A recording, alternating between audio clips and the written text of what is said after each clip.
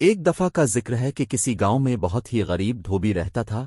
کپڑوں کی دھلائی کے ساتھ ساتھ اس کو آسمان کو قریب سے دیکھنے کا بہت شوق تھا۔ وہ اور اس کی بیوی روز دھوبی گھاٹ پر کپڑے دھونے جاتے تھے۔ ایک روز جب اس کی بیوی کپڑوں کو سوکھا رہی تھی، اس کی نظر آسمان پر پڑی اور کیا دیکھتی ہے کہ آسمان سے ایک ہاتھی اڑتا ہوا زمین پر اتر رہا ہے، اور جیسے ہی وہ زمین پر اترا وہ غائب ہو گیا۔ 2-3 روز تک وہ یوں ہی ہاتھی کو زمین پر اترتا دیکھتی رہی۔ ایک رات اس نے یہ سارا ماجرہ دھوبی کو بتایا۔ دھوبی پہلے تو بہت حیران ہوا، مگر پھر فیصلہ کیا کہ کل وہ اس ہاتھی پر نظر رکھیں گے کہ آیا یہ ہاتھی زمین پر کیوں اترتا ہے اور پھر غائب ہو جاتا ہے، آخر ایسا کیا ہے۔ اگلے دن دونوں شدت سے اس کا انتظار کرنے لگے، آسمان پر بار بار نظر دوڑانے لگے۔ آخر انتظار کا وقت ختم ہوا اور ان کو آسمان سے ہاتھی زمین پر اترتا نظر آ ہی گیا۔ دونوں اس کے پیچھے چل پڑے۔ ہاتھی گنے کے کھیتوں میں گھس گیا اور خوب پیٹ بھر کر گنے کھانے لگا۔ ہاتھی کا پیٹ بھر الفاڑنے کی تیاری کرنے لگا۔ جیسے ہی اس نے الفاڑن بھری، دونوں میاں بیوی نے بھی ہاتھی کی دم پکڑ لی اور ہاتھی کے ساتھ الفاڑنے لگے۔ ہاتھی آسمان کی بلندیوں کو پہنچا تو دھوبی کیا دیکھتا ہے کہ ایک پہاڑ ہیرے سونے کے جواہرات سے چمک رہا ہے۔ یوں لگ رہا تھا جیسے کوئی اپنا خزانہ یہاں چھوڑ کر بھولے بیٹھا۔ دونوں میاں بیوی کی آنکھیں دنگ رہ گئی۔ آخر ہاتھی پہاڑ پر اتر گیا۔ دونوں میاں بیوی بھاگ کر سونے پر ٹوٹ پڑے اور زیادہ سے زیادہ سونا اکٹھا کرنے کی کوشش کرنے لگے۔ رات کے بڑھتے اندھیرے سے پریشان ہونے لگے۔ اچانک ان کو خیال آیا کہ صبح ہوتے ہی وہ ہاتھی کی دم پکڑ کر زمین پر اتر جائیں گے۔ آخر صبح ہوئی اور ویسا ہی کیا جو انہوں نے سار رات سوچتے گزار دی۔ خیر زمین پر اترے اور اپنے گھر کی طرف رواں دواں ہو گئے۔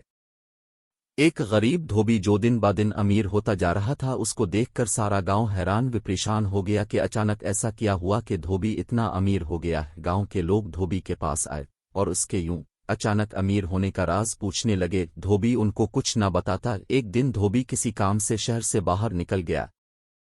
اس بات کا فائدہ اٹھاتے ہوئے ان کی ہمسائی دھوبن کے پاس آئی اور باتوں باتوں میں خزانے کا راز اگوا لیا۔ رات کو جب دھوبی واپس آیا، دھوبن نے سارا ماجرا بتایا۔ دھوبی کو اس حرکت پر بہت غصہ آیا، مگر اب بات ہاتھ سے نکل چکی تھی۔ صبح سارا گاؤں دھوبی سے مدد مانگنے آ گیا کہ وہ ان کے ساتھ کھیتوں میں چلے اور ہاتھی کے ساتھ خزانے تک پہنچانے میں ان کی مدد کرے۔ یہ سب سننے کے بعد دھوبی کے دل میں لالچ پیدا ہو گئی کہ وہ ان کے ساتھ جا کے اور خزانہ اکٹھا کر کے لائے گا۔ یہ سوچ کر وہ ان کے ساتھ جانے کے لیے راضی ہو گیا۔ اگلی صبح سارے گاؤں والے کھیتوں کو نکل گئے اور آنکھیں آسمان پر جمائے بیٹھے تھے۔ ہاتھی زمین پر اترا اور گنے کھانے لگا۔ سب گاؤں والے اس طاق میں بیٹھے تھے کہ جیسے ہاتھی گنے کھا کے فارغ ہوگا وہ سب اس کی دم پکڑ کر اس خزانے تک پہنچ جائیں گے۔ جیسے ہی ہاتھی الفانے لگا، سب نے اس کی دم پکڑ لی۔ دھوبی سب سے آگے اس کی دم پکڑے تھا اور یوں اس کے پیچھے ایک لمبی قطار میں پورا گاؤں ایک دوسرے کو پکڑے ہاتھی کے ساتھ الفاڑی چلے جا رہے تھے۔ سب گاؤں والے آپس میں باتیں کرنے لگے کہ وہاں اتنا خزانہ ہوگا کہ ہم سب لے کر آ سکیں گے۔ کسی نے کہا خود سے سوچنے سے اچھا ہے کہ ہم کیوں نہ دھوبی سے پوچھ لیں۔ ایک گاؤں والے نے پوچھا، دھوبی وہاں کتنا سونا ہے؟